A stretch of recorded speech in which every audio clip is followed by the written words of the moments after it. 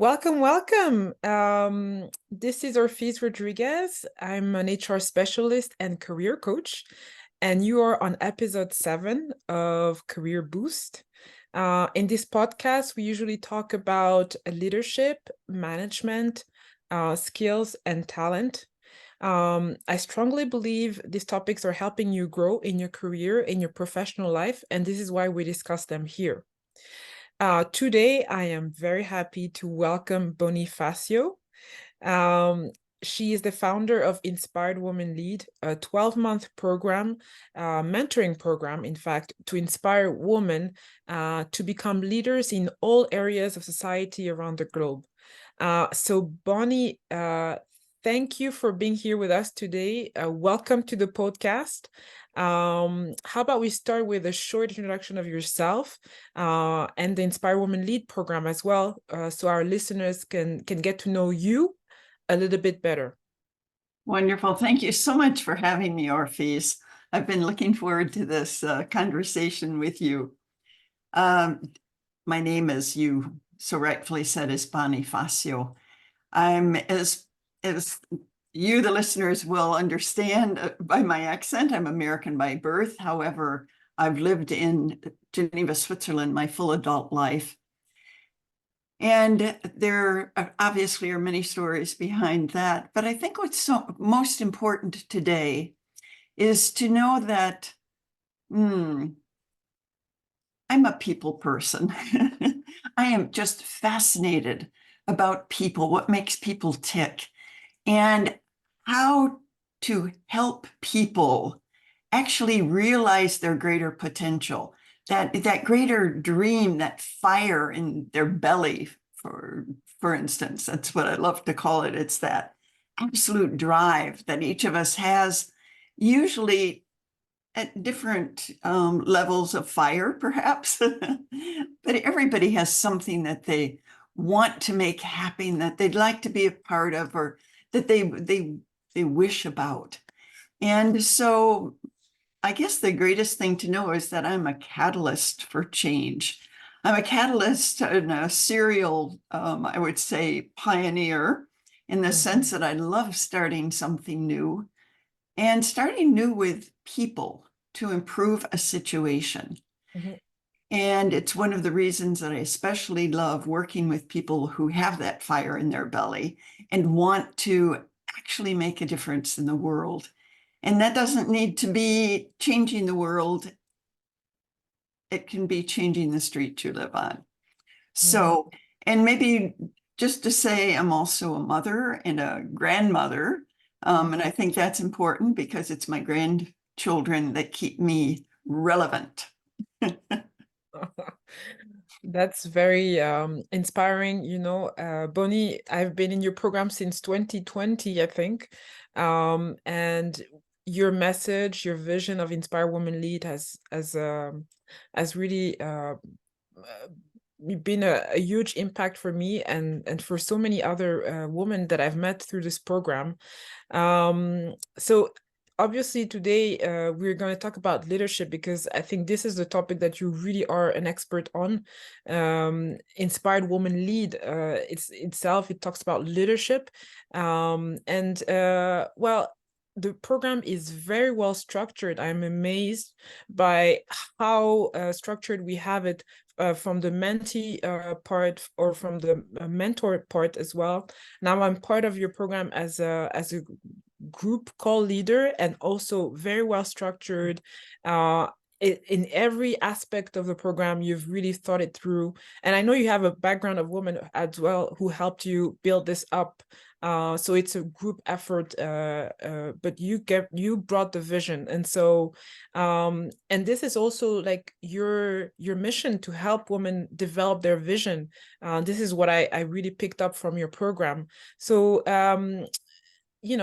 today, how about we talk about vision, and how can we really help this woman develop this vision for their life, and why is it so important? Why is it so important for them? First of all, let me just say that Inspired Women Lead is actually founded on a vision. And that is a vision of peace, understanding, and collaboration, where each individual is valued and respected for their uniqueness. And with just the firm belief that if this is going to happen, we must have women leading at all levels and in all sectors of society around the globe. And I want to emphasize, because obviously we have men listening to this podcast as well. I want to emphasize nothing about this is pushing men out. This is to be able to be with you and to be able to collaborate with you to bring the more feminine approach, the more feminine values, if you wish. And to come back to your question, vision is what makes a leader. Because a vision is something that, my definition of vision is something that is much greater than you. I mean, you just heard the vision of Inspired Women Lead. It is much greater than Bonnie Fatio, that is for sure. And that's the power of it, because women who have a vision that is greater than they are like magnets. You know, Inspired Women Lead, women join the program, not because of you and me. They join because of the vision and the power of the vision and the fact that each of us has a vision of our own. And that might be to be able to change the environment I work in into one that's positive. It can be bringing an educational program to youth that are in need. It's very different for each person. Yeah. However, the vision is what makes a leader, because it is not about the leader.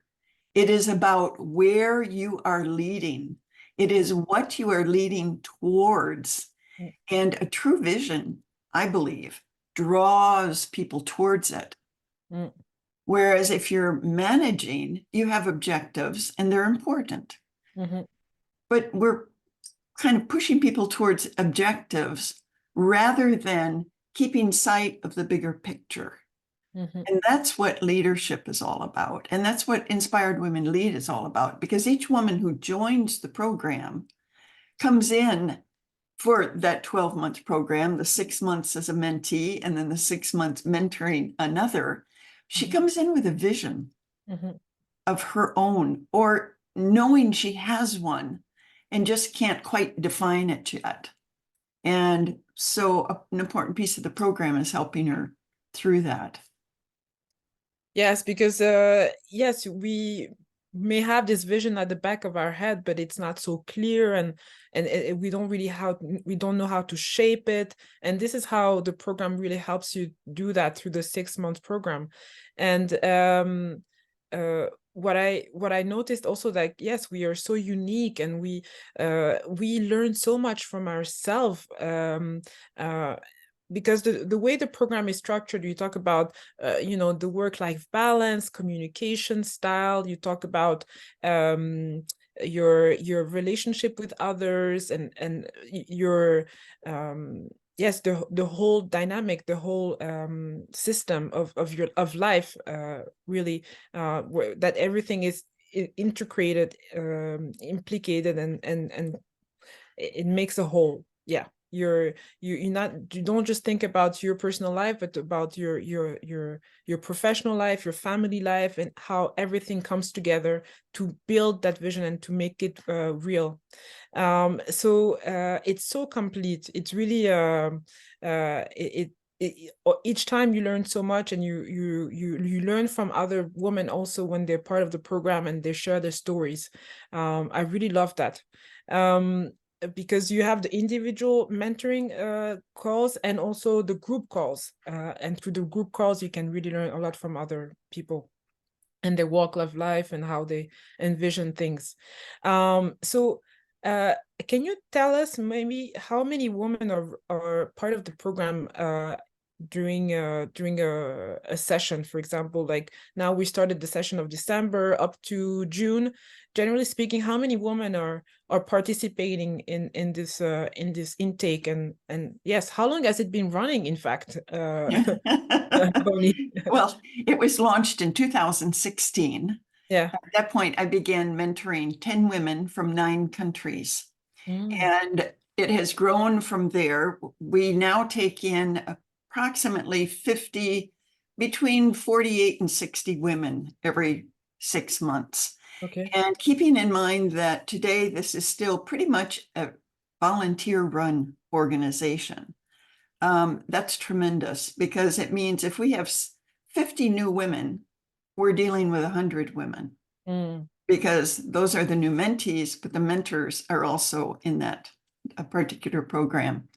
And I'd like to just say, because you used a term before, you said communication style. I just want it to be clear for people that this this is all about authentic feminine leadership. And mm, part of that authenticity, what Orpheus was mentioning, is it's your style. It's not a communication style where we're saying this is how you need to communicate. Not mm, at all. It mm, really is bringing your uniqueness with all the advantages, the relationships, the understanding, the knowledge, everything that you bring with your perspective to this particular group. mhm. Um, because it's really that diversity that's so important. And yes, did I just answer your question? Because Yes, you did, and I wasn't actually aware of the scope of this program. Between the mentee and the mentors in one intake, you have roughly around 100 women then attending. 100 to 120, yes. Yes, that's quite wow. That's quite impressive. And I mean, your vision is to help really also women step into leadership roles. And so how have you been able to identify, the impact of the program on their lives, on people who have been attending? Did you see, did you experience or hear from, some women who've been really stepping in leadership roles as a result of attending this program? Yes, obviously we have some that are you want to mention because it's outstanding. We have women who have run for government positions. Mhm. We have at least one woman who has been asked to serve on a national council. We have had women who have founded foundations, Wow. started new civic groups. Hmm. Um, and yet at the same time, I want to say leadership isn't always being excessively visible. Hmm. It's not necessarily the president. It's important to understand we are leaders at the level where we are working and where we want to make a contribution. Hmm. And you've heard me say a number of times, our greatest power is being a role model, Hmm. because the role models of authentic feminine leaders is pretty sparse right now. And Hmm. so having that is making as great a difference, I believe, as maybe, well, maybe not quite, because the more visible you are, the more people can take you on as a role model. I just want to emphasize that your impact as a leader doesn't have to be leading a country. Yeah. It can be in the classroom. It Hmm. can be working with refugees. It can be how you're even showing up, in your own home. You're still a leader. I appreciate that you remind us that, because I've had some sessions where I had to explain that yes, you are a leader, even though you're not, you don't have a big title, and you're a leader in your own life, in your own sphere. You don't have to impact thousands of people to be able to be called a leader, and Exactly. and this is also a strong message that comes through in your in your program. Of course, I ask about, leadership roles and so on, because that's the most visible way that we see or we talk about, in most daily life. But I agree that even in our small spheres of life, we can really make a huge impact, a huge difference. And even being a mother, just being a mother, just being a teacher, a mentor, it's already an impact. In fact, just being part of the program is being a leader, because you're impacting someone else's life. So that's a good way to remind people, that we can really make a strong difference in our life. And what a strong point also is, you always have people from different countries. You have women from different countries, from different background. I don't know how you do it, Bonnie, because you have people from Malaysia, from Indonesia, from the US, from South Africa, from Zimbabwe. You have them coming from all over the world. How do you make it happen? I think it began with the very first group because out of the 10 that I mentored, they came from 9 different countries. And that included Malawi, Lesotho, a couple you may even have to go look at the map to know where they're located. Yeah. And then they also recommended other women. Mm-hmm. And that keeps bringing this richness because the women who are in the program then nominate other women for the program.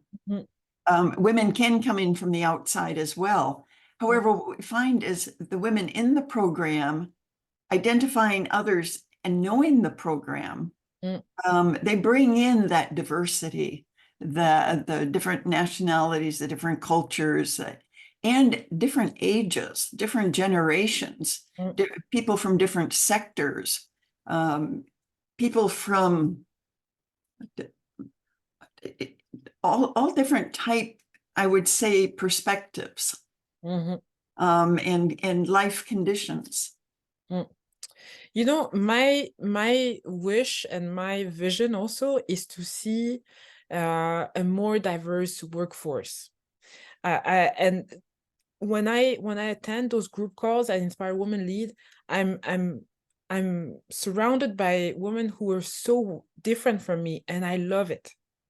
And this is what I want, and this is my vision also for people, for leaders in their organizations. We want to see more diversity.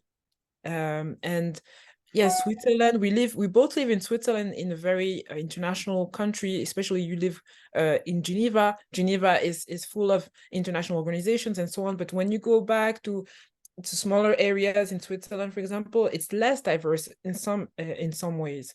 And so in even other countries, so I was looking at the data in the workplace, and there is a study that was published by DDI that shows that only 18% of employees say leaders in their company represent diverse backgrounds. So that means that only 21% say that the organization recruits and promotes from diverse candidates pools. How is that? I mean, why is that? What do you think of that? How can we change it? Let me just share an aspect of Inspired Women Lead, because something that's very important is having some kind of true connection with somebody who's very diverse from you. I think that's one of the first ways to build awareness about diversity. And in Inspired Women Lead, we match the mentee and the mentor, not because they're alike, but because they are as different as possible, from different cultures, different sectors, really as different as we can find. And I think one of the answers to your question is finding ways to bring people to get to know people who are truly diverse from who they are. And let me just share 3 points with you. But first of all is, and it's one of the top values of Inspired Women Lead, is this concept of unconditional acceptance, Mm, of building that mindset of unconditional acceptance, which simply means obviously we don't need to agree with everybody. That's not what it's about.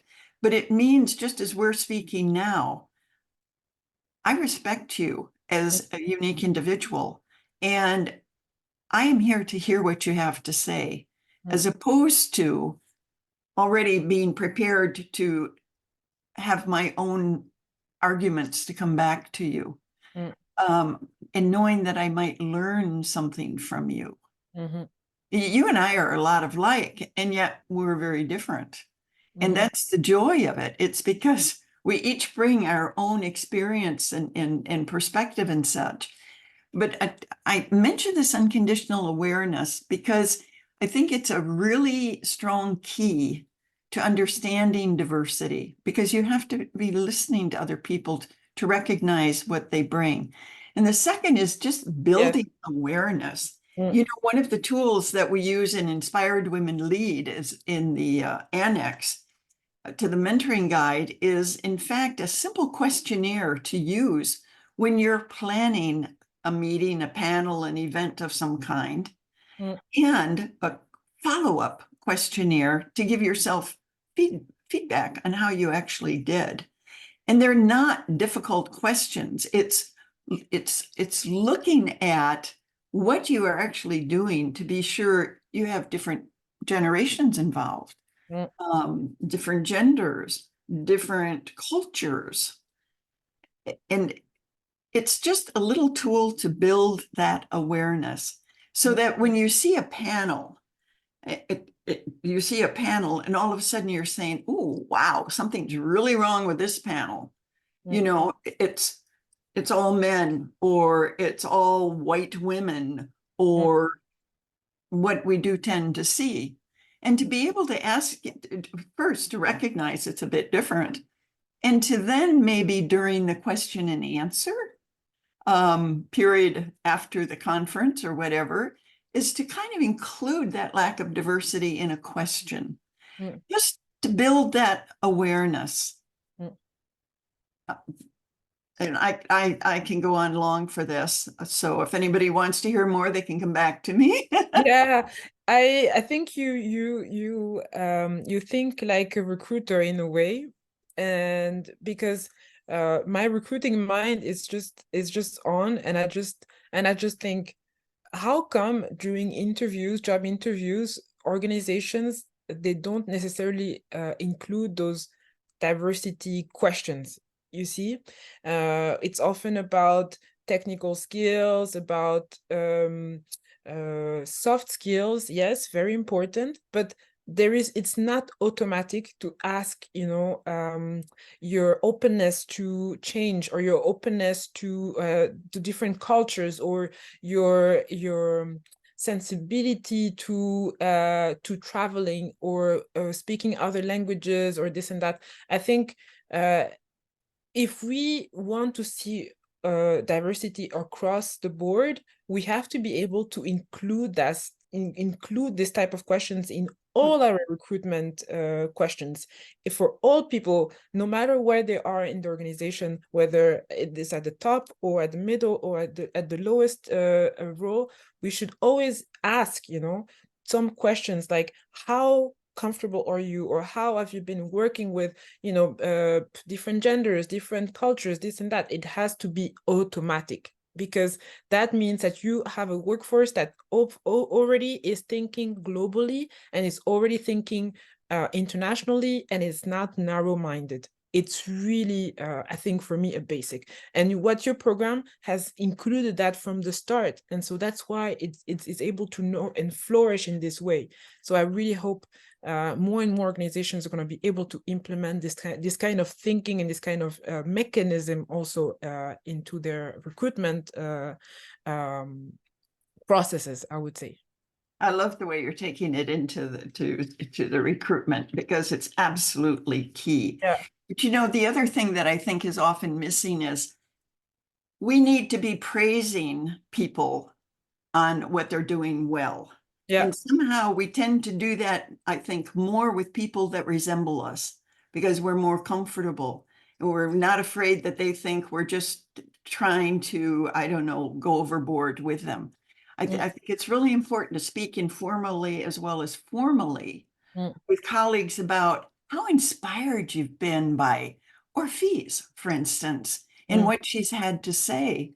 mhm, Somebody, somebody who's, you know, it just mentioned specifically how different people bring something special to the task because of their background, mhm, because of their experiences that are very different. And a mhm, lot of those are because they're from different cultures, mhm, different generations, and so on. mhm, So I just would add to that as another element that we can use mm, without using, you know, any mention of diversity. mm. It's, I mean, that should be evident. Yeah. Everybody, in other words, everybody is equal in each of our eyes. Mhm. And I think this leads on um, to coaching or mentoring within organizations. I'm going back to organizations because this podcast is it's also for leaders, for managers, and for people who have a decision making rights, I would say, or decision making opportunities. And so you mentioned, of course, how we can ask, our colleague, how have you been impacted, how have you been this from from this point of view. uh, well, you can do that through coaching or through mentoring or through team building activities, or I don't know how you want to put it, but there are ways where you can sit down and really listen and help people interact with each other. And so I see more and more organizations also seeing the value of mentoring or coaching also within organizations, because it helps them not only engage their staff, but also help them develop. It gives them development opportunities. And this is what people are looking for now, to be, to see themselves growing in the organization. Not only do they want to see good leaders leading them, but they also want to see development opportunities. And so can you maybe clarify what the difference is about with mentoring and coaching? Because a lot of people are going to be coming into the program and they're going to be like, oh my God, I have never coached anyone. I'm not a mentor. What am I supposed to do? But here you're not actually asking people to be coaches. You're actually asking them to be mentors Right. after the 6 months program, after Right. the 6 months, path. First of all, I'd like to just reinforce what you just said. Mm, Um, having created two businesses and two international organizations and done tremendous other things as well, it's always been important to me to have a coach or a mentor at all times, mhm, because it just gives you that added advantage, that extra thought process that we miss out on otherwise. But to answer your question, for me, the real difference between a coach and a mentor is a coach. My experience, and I've coached more than I care to express probably, um, a coach is helping you reach particular goals. mhm, It's more directive. mhm, And the mentoring certainly as we know it in Inspired Women Lead, is the role of a guide. mhm. Yes, we have a mentor guide Yeah, we do. for the program so Mm, that the mentor has some very key questions to be asking. It's all about the mentee, mhm, and it's guiding the mentee through questions to discover herself more deeply, to mhm, find her answers within herself. mhm, And it's really this process of guiding that is a process, as you said. I always say, trust the process, because the end result somehow is magic in many cases. mhm, So to me, that's the big difference. The structure is very different. And I would say mentoring is actually guiding another person, leading them through the pastures, so to speak. Yeah, as opposed to the coaching. And they have a guide, so when they come into the program and they move on to the mentoring role, they will have a guide. And so if you're a listener and you want to join Inspired Women Lead, don't worry, you will be guided into your role. Not only guided, there are group calls that are the training calls. Yes. So you're actually trained to mentor 1 month at a time. There's no overload to have to know how to do it all. Yeah. And you bring yourself to it. Yeah. We don't want you to be me, and we don't want you to be Orpheus. We want you to be you. So it's very different. Yeah. Thank you again, Bonnie, for participating in this discussion today. Time has gone by very fast. As usually, when we are in the middle of a great discussion, we don't see time passing by. It was a pleasure really to share all these ideas and thoughts with you. And can you please quickly remind our listeners how they can get in touch with you or register for the Inspire Women Lead program? Yes. First of all, I'm like an open book. You can start contacting me anytime directly. The best is bonnie.fatio@gmail.com. That's the simplest to remember. For Inspired Women Lead, we take in a cohort every 6 months, twice a year. And you can apply at any time. Now is actually a good time to apply because the next cohort begins in June. So just simply go to the website of inspiredwomenlead.org.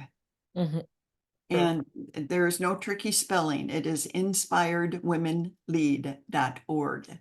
And you'll find the information about the organization there. You also will find a link that says start your journey.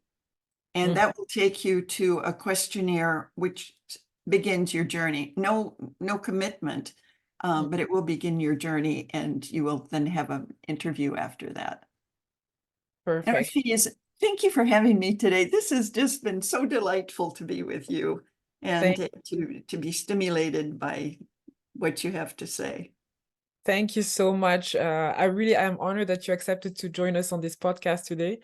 So just for our listeners, I hope you really found this conversation helpful and interesting. Just a quick reminder, yes, Bonnie, you have a book, Fire in Her Belly. So where can we find this book? You can find it at the easiest is on Amazon. It should be in your local bookstores, and if it's not, you can ask them to order it. They should be able to do that. And you do have some profiles in here of a couple of the women a few of the women through the program. Perfect. Okay. And just to remind you, so my name is Orpheus Rodriguez. If you don't know me, well, I'm an HR specialist and a career coach, and I have a 10-step program to help job seekers establish, their personal brand and stand out also from other applicants with a compelling CV and a cover letter.